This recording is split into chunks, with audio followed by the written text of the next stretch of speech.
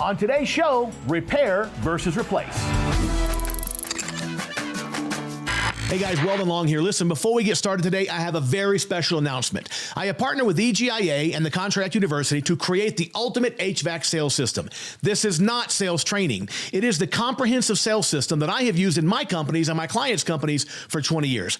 I like to say it's kind of like hiring me as your sales manager. I create the scripts and the presentations for lead coordination and the entire sales process. We customize it for you. I create your pricing models. I create your menu-based price cards that we use to present to the homeowners. I also do ongoing sales tracking and sales coaching for your entire team. Like I said, I essentially become your fractional sales manager, and I can implement this program whether you have an existing sales manager or not. Now listen, here's the important part. There are only 10 spots available in this program. After all, I can't manage hundreds of sales teams at the same time. This is what we call a We Do It For You program. All you have to do is to sit back, let me create your sales system from beginning to end, and watch the new system sales come in. Now, if you want to get more information on this, go to mycontractuniversity.com/ultimate or call David Delgado at the number below. Today we have a special segment from Gary Ellis, Drew Cameron, and myself, Weldon Long. We launch our Repair versus Replace course this month, and as usual, we like to give out a little taste of the content for free. Weldon Long here, one of the founding faculty members here at Contractor University at EGIA. Welcome to this special broadcast of the Service Technician Repair versus Replace Rules of Engagement. With me today, my other two founding faculty members, the legend, the man, the myth, the icon, I get him so confused, Mr. Drew Cameron and Mr. Gary Ellis. Good morning, gentlemen. How are you doing? Brother, good to see you. Welcome to Colorado Springs. Good morning. Nice I know, to be here. You've been here for a couple of days. Indeed. Setting new records on the amount of content that you're creating because you're on a mission to create content at a higher level, a better level, a more consistent level than anybody else on the planet. And by God, you've done it. I'm just working to be like Drew, bro. I'm very pleased to have these two guys in town doing some work for EGIA Contract University. And we're going to be talking about a very important topic today, and that is the repair versus replace conversation. Over the course of his 40-year career, Gary has done a ton of work on this topic in terms of, kind of deciding what are the rules of engagement. When do you have the conversation? Why do you have the conversation? And of course, how do you have the conversation? So this series of videos will be a 5-video series, and we'll be talking about the basics from introducing yourself, of how to have the conversation with homeowners, about when to have the conversation with homeowners, how to make recommendations, and everything you need to know to be effective in the repair versus replace conversation. But fellas, before we get started, just comment for a few seconds, if you would, about the importance of really having a standard for when we have the conversation. Gary, if you want to comment on that, and then, why the conversation is so important. Yeah, so Wally, I think each company probably has to figure out what their standard is. I think that would be sort of bullet point one for me, is standard operating procedures. We talked about Florida being very different than, say, Chicago, Illinois. You're going to have salt, so repair versus replace might come a little sooner in the life cycle of the equipment. So I think that's number one. And then second thing is, I think you just want to make sure that you have a conversation with your technicians about rules of engagement. What's appropriate? How do we do business with customers based on the brand experience, the customer experience? What's the deliverable to the client where we're not crossing a boundary, where clients feel like we're pressuring them to do something that may not be in their best interest? So for me, those are kind of the guidelines, and then everything in between is really what we have to be talking about in these next 5 videos, is how do we get organized. Awesome. And Drew, talk to us a moment about how important the repair versus replace conversation is to the overall health of your business in terms of lead generation, revenue generation, et cetera. Yeah, I think based on what Gary said there, it comes down to customer experience. What do you want that customer experience to be? And in the past, it was, get out there, service, repair, and get the customer back online as fast as possible. And so servicing used to be high service. And I think today, education is now high service, right? Giving customers information so they can make informed and intelligent decisions. Whereas this equipment used to last forever, it's not designed to last as forever any longer, right? And so it actually peters out sooner than expected, I think, by most homeowner standards. And so nowadays, you get above that, we were talking about on the coast, 5 to 6 years. Everywhere else, it's 8 to 10. You might think about this equipment's actually now disposable. Right. Right? And so when you get into whatever that that benchmark is for your company based on your location and your customer objectives. As for that experience, I think you have to then decide, okay, well, how and when do we educate a customer? Give them options, let them make the choices, and that is what I call high service. Yeah, I think give them the options, give them the information, they'll make the right decision for themselves and their family. So gentlemen, let's jump right into the first video, the professional technician mindset and prep. When we're thinking about this whole conversation, what is kind of the mindset and the preparation that the service technician needs to engage in, I guess, before they even get to the house, maybe in the vehicle on the way over there, or before they approach the door? What are some of the issues to consider there? Yeah, I just like the idea of treating it as a 9-inning baseball game, and so if we're running 9 service calls a day, that would be a lot, of course. But the idea is each inning stands on its own, and so we want that to be a blank slate, a blank white piece of paper, if you will. How do we want to treat the customer? So if I am a technician or I'm in sales, unfortunately, I'm probably going to bring some personal biases into that equation, right? We all have them. How I grew up, where I grew up, how my parents treated me, et cetera. So I think the secret sauce for a technician is to really create that clean slate and try to organize the call around the company's standard operating procedure and figure out, as Drew said, what are we trying to do for the customer? What's in the best interest of the customer? And how do I do that and not allow my personal feelings, my personal biases, my personal bank account, what happened to me 15 minutes ago on a different call? Right. All of that stuff is baggage. And so we got to figure out how to put the rocks down and treat this customer with the courtesy, the respect, the professionalism, and the mindset and that positivity that we want. So I think that's hard. We talk about it. It's easy to talk about it in a vacuum like this, but at the end of the day, it's pretty tough to do. But that's exactly what we're trying to train the technicians to understand. Yeah, and I think it's really important, and Drew, you might be able to comment on this as well, like the expectations of the service technician. I'm a big believer, I know you guys are too, that pretty much what we expect to happen is going to happen. Our expectations kind of dictate the outcomes on so many things because of confirmation bias and different things. But how important is it, Drew, for a technician as he or she is walking up to the house, just before they knock on that door, to visualize or imagine or think about great outcomes, expecting great things? Yeah, it's very important. I think your mindset, as you've said, many times over the years, is your mindset determines everything. It determines your life, right? And so it's going to certainly determine your experience as well as the customer's experience.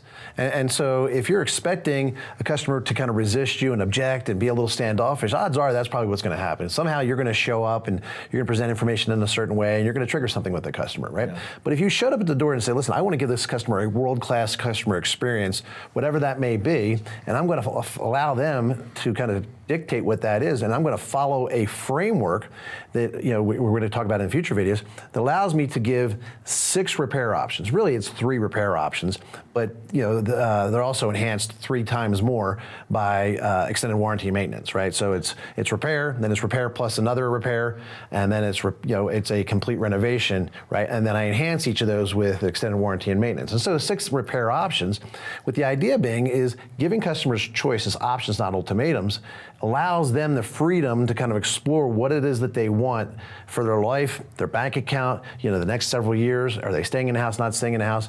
And also allows them to get to a place where I think at that top level of option, the highest level of service that you can give, your customer is probably going to say, well, geez, how much would it cost to replace this thing? Right. And that's going to open that conversation. So by having a framework that allows you to be successful, going in with the right mindset of being successful, I think ultimately, one way or another, you're going to be successful because the customer didn't call you to fail. Right. They want somebody to be successful, right? They want a great experience. I've heard you say that before in your sales training, and I think for comfort advisors, service technicians, any of us that go in the house, the homeowner actually wants somebody to win. Right? They're not hoping everybody screws up. They're hoping somebody really blows them away and they can trust that person to do the work. Gary had mentioned the 9 innings earlier, and you just talked about the 9th inning, making the 6 different options. Like, how important is it to kind of begin with the end in mind and be visualizing that 9th inning, even in while you're in the batter's box, right, in the first inning? How important is to visualize, that 9th inning and making those recommendations? I think it's ultra important. I mean, we use sports as an analogy in sales and business so often, and maybe almost too much, but visualization is critical in anything that you do. Yeah. See yourself succeeding. See yourself having a healthy life. See yourself having a great marriage and relationship. See yourself being being a great parent and having great kids and providing a great livelihood, having a great business, having great sales, having a great customer experience, right? I mean, anything that you do, I mean, I visualize anytime I go to a restaurant, having a great experience with the server in a restaurant. And it doesn't matter what the reviews are or what anybody else ever says about it. I mean, you're ultimately going to get what you expect. Right. And so setting that expectation is visualization. Another thing that just kind of jarred my memory, I know in your sales training, you talk a lot about, yes, we have a selling process, but the homeowner has a buying process.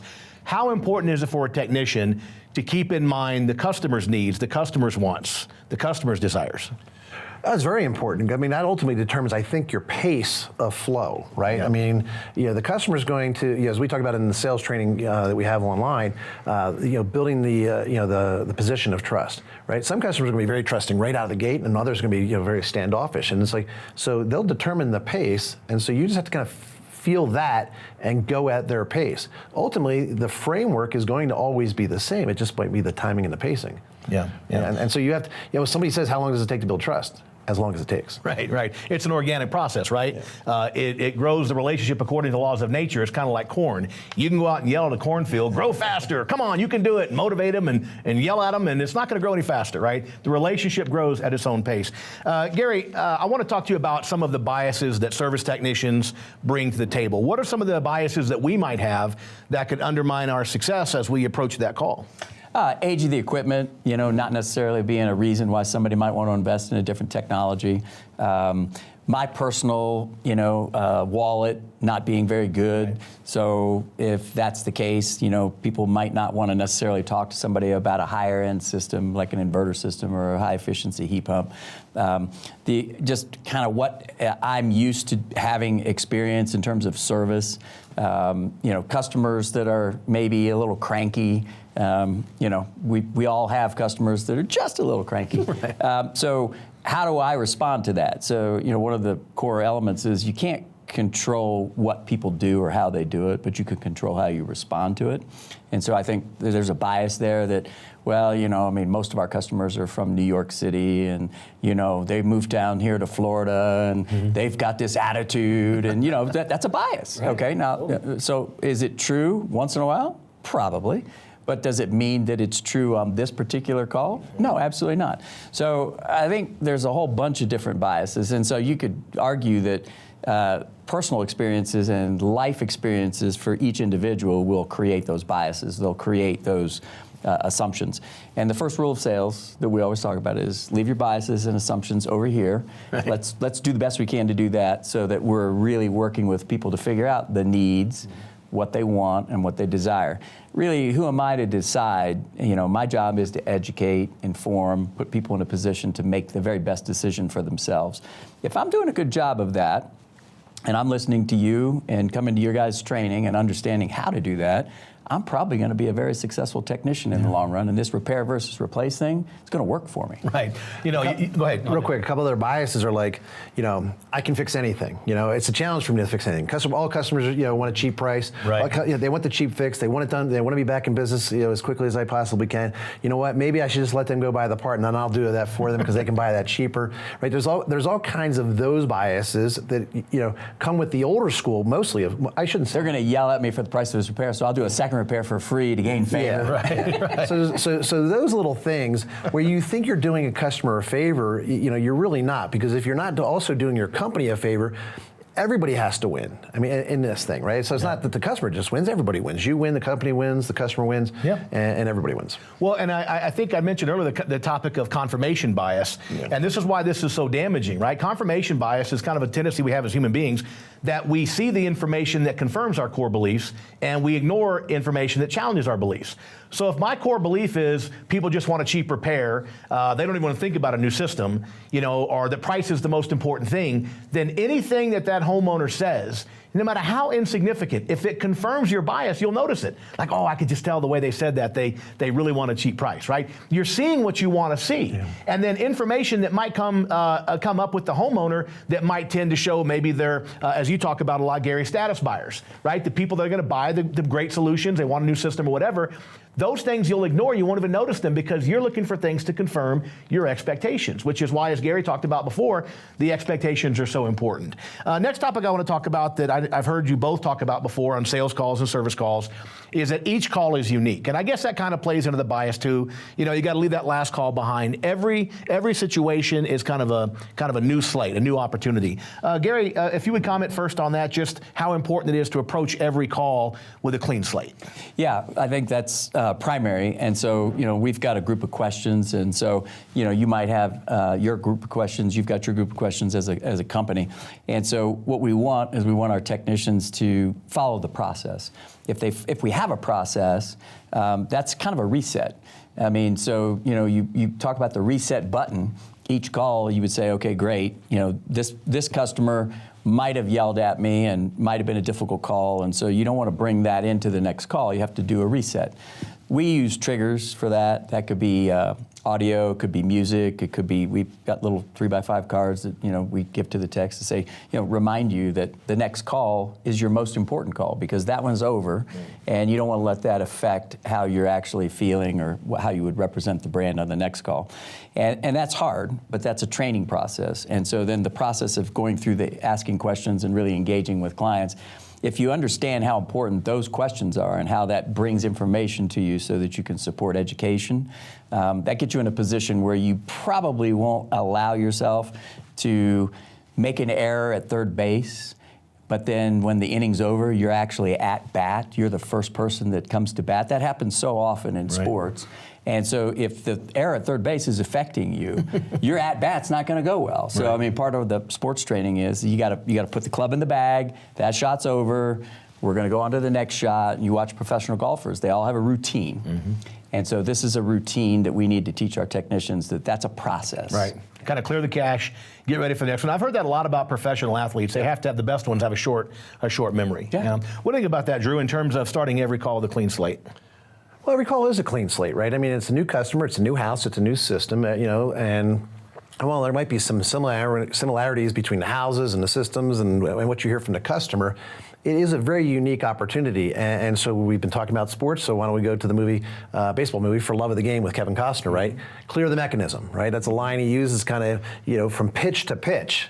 Right, he's clearing the mechanism because he's just making sure he's set up, he's dialed into to the catcher's mitt, and the sound goes away from the fans, and he's just dialed in. And so, moment to moment, I talk about it in all my training. You have to be present in the moment because I don't have the last moment, therefore I don't have the last call, right? And I don't have the next moment. I have this one. So what is this moment asking of me? What's it calling for? Who do I need to be? What do I need to say? What do I need to do? And so if you approach it, as though I have a fresh and unique opportunity and approach based on every interaction with the customer and everything I'm hearing and seeing, my job is just to basically give information, right? In its purest form, without the bias, without the judgment. And if they get triggered by it, you can always apologize. Well, I'd say I apologize on behalf of over-communicating, but I'd rather over-communicate and give you all the information you need to make an informed and intelligent decision than only give you a part of the information. Then you make a judgment call and a decision to go in a certain direction, only to find out maybe sometime later that it wasn't the direction you wanted to go. And had you known everything, you maybe would have made a different decision. Right. So I always like to say that it takes maybe a little bit longer than it should, but a little bit more time than you expected, but maybe not as long as, no less time than it should. Right. So if you can kind of focus in on that, and that holds true with money too. It may cost a little bit more than you expected, but never less than it should. Right. Good point. Let's talk about the importance, Gary touched on this earlier, the training part of this, the daily huddle, the ongoing training. We're laying out some expectations for technicians that we have as managers and owners in the industry. How important is it that we make the resources available in terms of training and motivation, the daily huddle, that type of thing? How important is that to make sure that our guys have the tools they need and the motivation to execute on a consistent basis? Gary, you want to take that first? Yeah, I think training is the cornerstone of how implement process. So if you repeat the same thing over and over again, that builds competency. It builds a level of trust around the idea. So Call-by-call management is a popular terminology that people are using right now, and so I think that's part of it. I think technician ride-alongs with your service manager, your operations manager, or the owner, whomever is managing the process there with the techs. And I think the daily huddle for me is about making sure that the guys understand that, hey, today's a great day, it's an opportunity, and we're all blessed to have it, so let's make the most of it. So huddles aren't a place where we're going to spend an awful lot of time and deal with specific training. It's more or less, getting people in a position to be in a happy place and focused on what is core for the day. So to me, then there's technical and then there's client experience, and I think those are two different kinds of disciplines. And I think a company needs to establish a training regimen around each of those concepts. We're not going to talk about flame rectification, on gas furnaces and how that works, while the next minute we're going to be talking about how Wally's doing and how do we get trust. Right. I mean, those two things are super important, both of them on their own, but they don't go hand in hand. So I think part of that conversation has to be, how does the company want to set up its training calendar? Mm-hmm. How does it want to approach the investment of that time and energy? And, it's a cliche, what happens if we train them and they leave? Right. Well, what happens if we don't train them and they stay? Right. We've heard that 1,000 times. And I think training becomes critical for this kind of process. Yeah, and I think there was a time probably 15, 20 years ago where to be a top performing technician, you just had to be really great technically, right? Great technician. Now the expectation is you're a great communicator as well as a great technician. And so there's got to be training around both of those things. And I agree with Gary, they need to be separate. Drew, final thoughts on this, just in terms of the importance of the training and the ongoing support. Yeah, I mean, just touch on both of what you both said, which is, my job is to fix the equipment. It's also to fix the customer. Number one. Number two is the daily huddles are great because it gives you the idea, the opportunity to take the pulse of your people, right, and find out. So if they're not resetting themselves call to call, at least you can do it on a day-to-day basis and check in with them personally, professionally, where are they, and see where are they in their headspace. And then lastly, Gary talked about the training builds that competence, and what competence builds is confidence, right? And so if I have confidence, confidence is transferable, and if I can then give the customer confidence in me and my company and our products and our services, right, then they become convinced. See, my job is not to convince the customer. My job is to be so convinced that the customer convinces themselves. Right. And I think that's what this all comes down to, is having the tools, the training, the technology, as well as the ongoing support and communication and repetition, like Gary mentioned, that we develop that muscle and that skill. Awesome. So just to recap, listen, the mindset and preparation you put into a call is critical. You got to focus on the customer's needs. You got to clear the mechanism, as Drew talked about. You got to make sure you're focused on the relationship, as Gary talked about, and you have to, begin with the end in mind. Visualize these great outcomes. Visualize, offering multiple options, multiple solutions for the homeowners. And for your owners and managers out there, don't forget the importance of training, ongoing support for your people. In our next video, part 2 of this series, we're going to be talking about doing a comprehensive evaluation, a comprehensive diagnostic. Until then, my friends, bye-bye for now.